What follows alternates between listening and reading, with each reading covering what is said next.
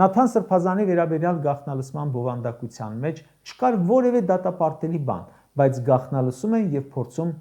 խեղճացնել քրիգործով։ Հետո բացահայտվում է, որ ՔՊ-ում ամբողջությամբ նստած են նրա վրա, ինչում իրենք մեղադրել են հոգևորականներին հանրահավաքին մարդ բերելու։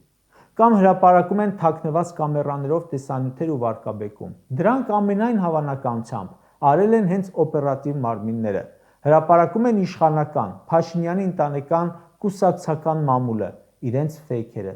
Սա խիստ վտանգավոր է։ Ոչ մեկ Նիկոլի օրոք չունի անձնական կյանքի գաղտնիություն։ Դրանցից բացի, եթե բաներ չեն գտնում, իրար կարում ու իրենց ուզածը ստանում, կամ մի խոսքով ինչ ուզում անում են։ Մնում է այդ ամենին հավատացող լինի, այ դա արդեն բարդ է։ Շատ են խաբել, բոլորին անուն են դրել, բացի իրենցից։